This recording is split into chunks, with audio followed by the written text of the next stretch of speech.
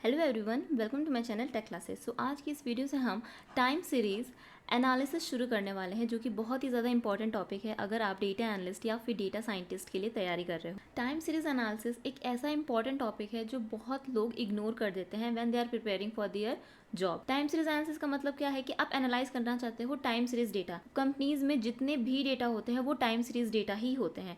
उन्होंने historical data पूरा maintain किया होता है और आपको एनालाइज करना होता है। सो time series analysis is not only about forecasting.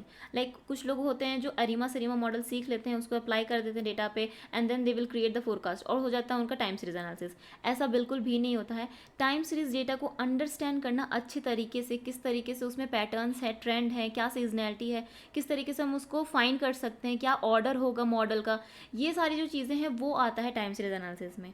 सिर्फ अरीमा सरीमा मॉडल या फिर कोई भी मॉडल आप बस अप्लाई कर दे रहे हो डेटा पे विदाउट नोइंग कि आपका जो मॉडल फोरकास्ट दे रहा है वो सही दे रहा है या नहीं, क्या क्राइटेरिया है कि मॉडल जो फोरकास्ट देगा वो सही होगा या नहीं।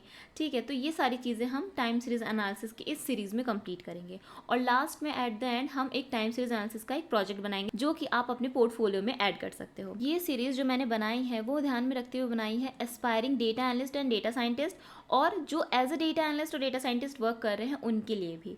किसी किसी को कन्फ्यूजन होती है किसी किसी टॉपिक में, तो उनके लिए भी ये सीरीज़ बेटर है for understanding every concept of time series analysis from basic to advance level, जिससे कि आप रियल वर्ल्ड जो प्रॉब्लम्स होते हैं जिस पे आप टाइम सीरीज डेटा पे वर्क करते हो उसको सॉल्व कर सकते हो। By the end of this course you will be able to understand the core concepts of time series data and its characteristic, pre process and clean time series data effectively. अभी बहुत लोग होते हैं कि time series data पे work करते हैं जब वो उनको पता ही नहीं होता कि उसको हम प्री प्रोसेस कैसे कर सकते हैं या फिर उसको हम क्लीन कैसे कर सकते हैं। फॉर एग्जांपल, अगर आपके पास रॉ डेटा आता है, उसमें आपके पास मिसिंग वैल्यूज़ है और आपके पास बहुत ह्यूज डेटा, तो आपने सोचा कि चलो मिसिंग वैल्यूज़ को डिलीट कर देते हैं। बट टाइम सीरीज डेटा के साथ हम ऐसा नहीं करते हैं, क्योंकि जिस भी दिन का आपने डिलीट किया है रिकॉर्ड, वहाँ पे आपका जो टाइम सीरीज है वो कंटिन्यूस नहीं रहता, उसमें ब्रेक आ जाता है। तो ये सारी चीज़ें हम देखेंगे कि किस तरीके से टाइम सीरीज डेटा को हम प्रोसेस करेंगे, किस तरीके से उसमें जो मिसिंग वैल्यूज़ होती हैं, आउटलायर्स होते हैं, जो स्केलिंग होती है, रीसैम्पलिंग होती है, ये सारी चीज़ें हम देखेंगे। और टाइम सीरीज डेटा क्या होता है, उसमें क्या डिफरेंट डिफरेंट कैरेक्टरिस्टिक्स होते हैं, just like trend, seasonality, patterns, okay. और विजुलाइज करके भी हम उसको देखेंगे। Apply statistical methods for time series analysis including trend analysis, seasonality, decomposition and auto correlation. तो ये सारे स्टैटिस्टिकल मेथड हम इस कोर्स में कंप्लीट करेंगे। कैसे डिकम्पोजिशन करते हैं, कैसे ऑटो कोरिलेशन को समझते हैं, उसमें से हम मॉडल के ऑर्डर को फाइंड करते हैं, ओके। सीजनैलिटी क्या होती है, ट्रेंड क्या होता है, किस तरीके से हम ट्रेंड और सीजनैलिटी को रिमूव करते हैं डेटा में से, okay, to make it stationary. ये सारी चीज़ें देखेंगे। Build and evaluate time series forecasting models like ARIMA SARIMA and VARMA. अभी वैरमा आप लोगों ने नहीं सुना होगा। वैरमा क्या होता है, बहुत लोगों को पता नहीं होता वैरमा क्या होता है। जैसे आप यूनिवेरिएट डेटा पे अगर वर्क करते हो तो आप अरीमा सरीमा लगा दिए, और अगर आप मल्टीवेरिएट पे वर्क करते हो तो आपको वैरमा मॉडल लगाना होता है, vector auto regressive moving average model. Implement advance time series analysis method with a focus on a practical application. और जितनी भी चीज़ें हम देखेंगे, जितने भी टॉपिक्स हम कवर करेंगे, सबको प्रैक्टिकली अप्लाई करके देखेंगे यूजिंग पाइथन। तो अगर आपको टाइम सीरीज़ के बारे में बिल्कुल भी आइडिया नहीं है तो ये कंप्लीट प्लेलिस्ट आपके लिए है। इसमें आप पूरी तरीके से from basic to advance real time time series data पे वर्क कैसे होता है वो सीख सकते हो।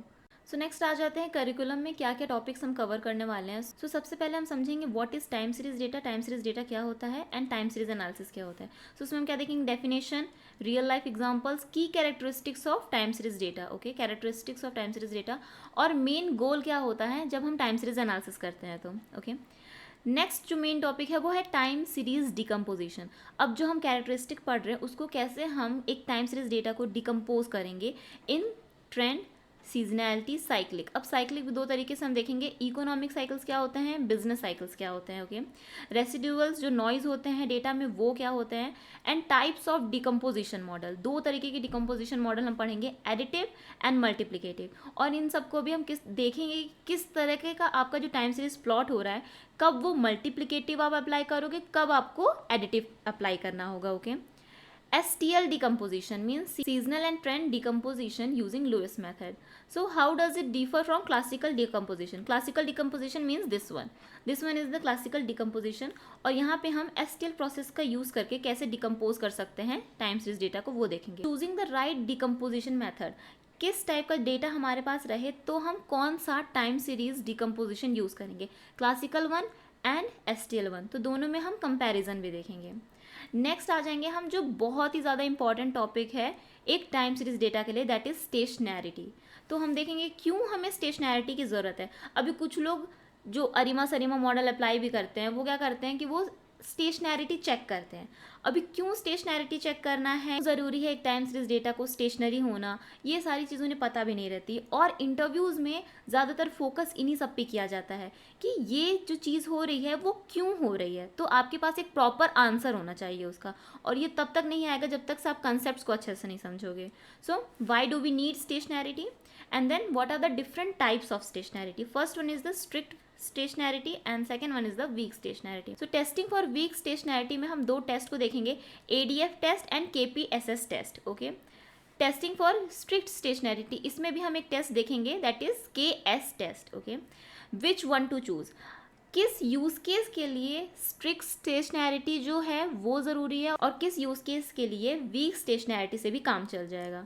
तो ये भी हम देखेंगे किस तरीके से हम चूज़ कर सकते हैं. Making a time series data stationary, अभी जो डेटा होता है उसको किस तरीके से हम स्टेशनरी बनाएंगे जब वो नहीं होगा, तो उसमें हम पहले देखेंगे differencing first order and second order, transformation देखेंगे, logarithmic power transformation, Box Cox transformation, and last में हम देखेंगे detrending, linear moving average, इसके साथ साथ सीजनल एडजस्टमेंट, और किस तरीके से हम राइट मेथड चूज़ कर सकते हैं जब हमारे पास डेटा स्टेशनरी ना हो, तो किस मेथड को चूज़ करना बेस्ट रहेगा to make the data stationary. Okay, तो ये सारी चीज़ें हम देखने वाले हैं. So fifth topic is white noise and random walk. बहुत लोगों को पता नहीं होता कि वाइट नॉइज क्या होता है एंड रैंडम वॉक क्या होता है, तो उसकी कैरेक्टरिस्टिक को हम देखेंगे, इन दोनों में डिफरेंस देखेंगे, किस तरीके से हम फाइंड कर सकते हैं कि जो टाइम सीरीज डेटा हमारे पास है वो क्या वाइट नॉइज है या फिर रैंडम वॉक है.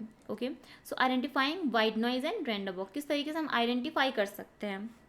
नेक्स्ट हम आ जाएंगे टाइम सीरीज फोरकास्टिंग मॉडल्स में. तो ये सारे मॉडल्स हम कवर करने वाले हैं इस सीरीज़ में. First one is auto regressive moving average, auto regressive moving average, ARMA model, ARIMA model, integrated model. Okay, and then the seasonal model, seasonal ARIMA, vector auto regressive, vector moving average, vector auto regressive moving average, and vector auto regressive integrated moving average, VARIMA. Okay, so these are the models that we are going to learn in this particular series. उसके बाद हम देखेंगे smoothening method. Smoothening methods में हम आ जाएंगे, पहले तो हमें स्मूदनिंग करना क्यों है, ठीक है, किस लिए हमें ज़रूरी होता है स्मूदनिंग मेथड्स, तो हम वो देखेंगे इंपॉर्टेंस ऑफ स्मूदनिंग में.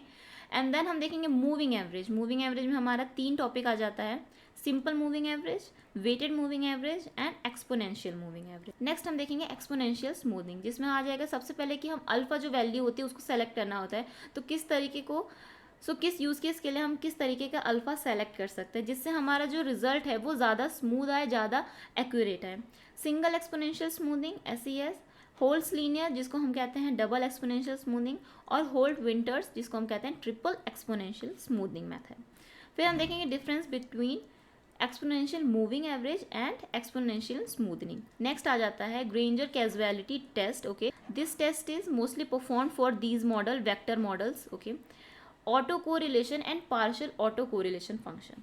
इसमें हम क्या क्या देखने वाले हैं, पहले तो ACF PSF क्या होता है, उन दोनों के बीच में डिफरेंस क्या है, की difference from ACF. Okay, order of model P D Q and M, ये सारे जो ऑर्डर हैं उसको हम कैसे फाइंड करेंगे. ओके, किस तरीके से फाइंड करेंगे, ACF और PACF प्लॉट से.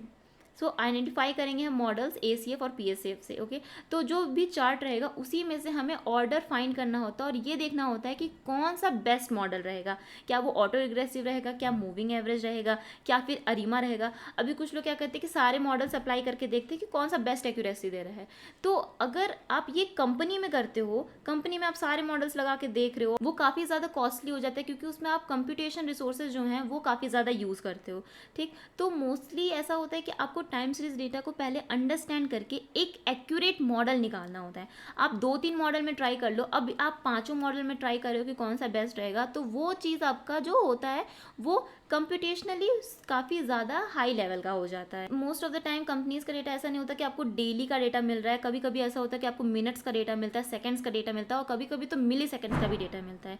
तो वो जो डेटा होता है वो काफ़ी ज़्यादा ह्यूज होता है, और उस पर ये सारे मॉडल 1 बाई 1 अप्लाई करके देखना ये बहुत ही ज़्यादा कंप्यूटेशनली एक्सपेंसिव हो जाता है। ओके, तो हम ये समझेंगे कि ACF और PACF का यूज़ करके किस तरीके से हम मॉडल फाइंड करते हैं। उसके बाद हम देखेंगे मॉडल इवेल्युएशन मैट्रिक्स, जिसमें हम पहले देखेंगे mean absolute error, mean squared error, root mean squared error, mean absolute percentage error, and this AIC and BIC information criteria. So ये सारे इवेल्युएशन मैट्रिक्स हम देखेंगे, जिसका यूज़ करके हम बता सकते हैं कि कौन सा मॉडल ज़्यादा अच्छा परफॉर्म कर रहा है। ओके, एंड लास्ट में देखेंगे डेटा प्री प्रोसेसिंग, जिसमें हम देखेंगे किस तरीके से टाइम सीरीज डेटा में हम मिसिंग वैल्यूज़ को हैंडल करते हैं, डेटा को स्टेशनरी बनाते हैं, जो हम स्टेशनरिटी वाले टॉपिक में वैसे ही कवर कर लेंगे, आउटलायर्स कैसे हैंडल करते हैं, और रीसैम्पल कैसे करते हैं। फॉर एग्जांपल अगर आपके पास सेकेंड्स का डेटा है तो उसको आप मिनट्स के डेटा में कैसे कन्वर्ट करोगे, डेली का डेटा है मंथली कैसे कन्वर्ट करोगे, मंथली का डेटा है क्वार्टरली कैसे कन्वर्ट करोगे। ओके, और यही चीज़ आप अप सैम्पलिंग डाउन सैम्पलिंग में करते हो। कभी कभी ऐसा होता है कि क्वार्टरली का डेटा आपको मंथली में भी करना हो जाता है, और मंथली का आपको डेली करना हो जाता है। तो ये सारी चीज़ें हम देखेंगे डेटा प्री प्रोसेसिंग है।